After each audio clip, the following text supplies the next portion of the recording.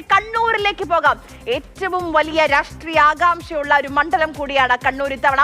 കണ്ണൂർ മണ്ഡലം പേരാവൂരിൽ ആര് പവർഫുൾ? ഈ രണ്ട് ചോദ്യങ്ങൾക്കാണ് ഏറ്റവും അധികം ഉത്തരം അറിയേണ്ട ഒരു ദിവസം. അതുപോലെ തന്നെ പാർട്ടിയിൽ നിന്ന് വിസ്മയങ്ങൾ ഉണ്ടായ മണ്ഡലം കൂടിയാണ് പയ്യന്നൂര്. നമുക്ക് ഓർമ്മയുണ്ട്, തളിപ്പറമ്പ് നമ്മുടെ മുന്നിലുണ്ട്. അപ്പോൾ ഈ രണ്ടിടത്തും എന്ത് സംഭവിക്കുമെന്നുള്ള കൗതുകമുണ്ട്.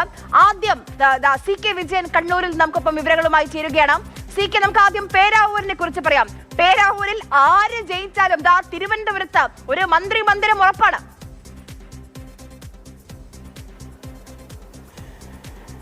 തീർച്ചയായും അതെ, കാരണം അതിൽ യാതൊരു സംശയവുമില്ല. ആ രീതിയിലുള്ള ഒരുക്കങ്ങളാണ് ആ മണ്ഡലങ്ങളിൽ തുടക്കം മുതൽ തന്നെ. എത്രയോ നാളുകളായി ഈ ചർച്ചകൾ തുടങ്ങിയിട്ട് ആ ചർച്ചകൾക്ക് ഇന്ന് ഒരു പര്യവസാനമുണ്ടാകും.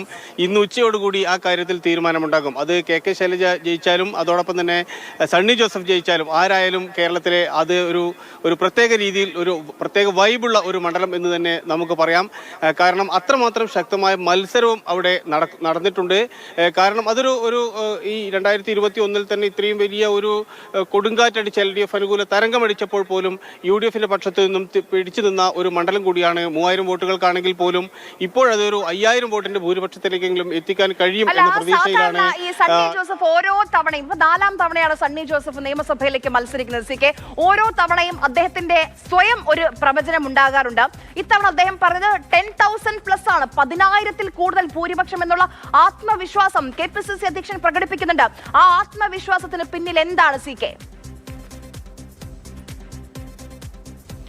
സ്വാഭാവികമായും അദ്ദേഹത്തിന്റെ ഈ മണ്ഡലത്തിന് കീഴിലുള്ള തദ്ദേശ സ്ഥാപനങ്ങളുടെ നില, അതോടൊപ്പം തന്നെ അദ്ദേഹത്തിന് ആ മണ്ഡലത്തിലുള്ള സ്വാധീനം, അതോടൊപ്പം തന്നെ ഒരു ക്രിസ്ത്യൻ മൈനോറിറ്റിയുടെ വലിയ പിൻബലം, ഇങ്ങനെയുള്ള ഒട്ടേറെ ഘടകങ്ങൾ അദ്ദേഹത്തിന് അനുകൂലമായിട്ട് അവിടെയുണ്ട്. അതുകൊണ്ട് തന്നെ ആകാം അദ്ദേഹം 10+ അല്ലെങ്കിൽ 10K+ എന്ന് ആദ്യം മുതൽ തന്നെ പറയുകയും ചെയ്തിട്ടുള്ളത്.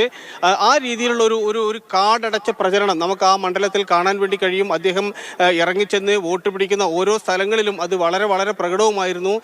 അത്തരത്തിൽ ഒരു വ്യാപകമായ രീതിയിലുള്ള ഈ പ്രത്യേകിച്ച് UDFന്റെ ചലിക്കാത്ത മിഷണറികൾ ഒന്നടങ്കം ചലിച്ച ഒരു മണ്ഡലം എന്ന് തന്നെ നമുക്ക് പേരാവൂരിനെ പറയാൻ വേണ്ടി കഴിയും. കാരണം KK ശൈലജ അവിടെ എതിർ സ്ഥാനാർത്ഥി വന്നതോടുകൂടി ആ പ്രചരണത്തിനും മറ്റും വലിയ രീതിയിലുള്ള ഊർജ്ജം കൈവരികയും ചെയ്തിട്ടുണ്ട്.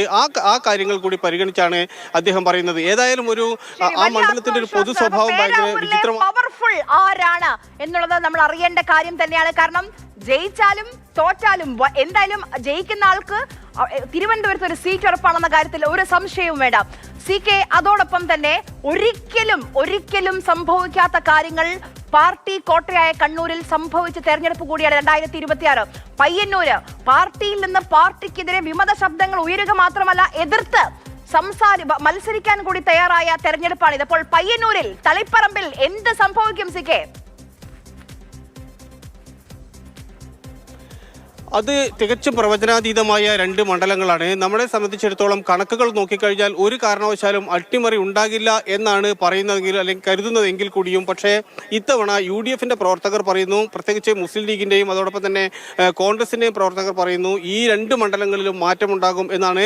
അതിന് അവരുടേതായ കൃത്യമായ കണക്കുകളും അതോടൊപ്പം തന്നെ ശാസ്ത്രീയമായ ചില വിശകലന രീതികളും അവർ അതിനെ അവലംബിക്കുകയും ചെയ്തിട്ടുണ്ട്. അങ്ങനെ വരുമ്പോൾ അവർക്ക് ഏതൊക്കെ മേഖലകളിൽ നിന്ന് വോട്ട് കിട്ടും, ഏതൊക്കെ മേഖലകളിൽ വോട്ട് ചോരും എന്നതുൾപ്പെടെയുള്ള കണക്കുകൾ അവർ കൂട്ടിവെച്ചിട്ടുണ്ട്, കരുതി വെച്ചിട്ടുണ്ട്. ഒരുപക്ഷെ നമുക്ക് അടുത്ത ബുള്ളറ്റിലേക്ക് വേണമെങ്കിൽ അത്തരം കണക്കുകൾ എന്താണ് അവരുടെ പ്രതീക്ഷ എന്നതുൾപ്പെടെയുള്ള പോയതിനു ശേഷം വിശദമായി അതിലേക്ക് വരാം.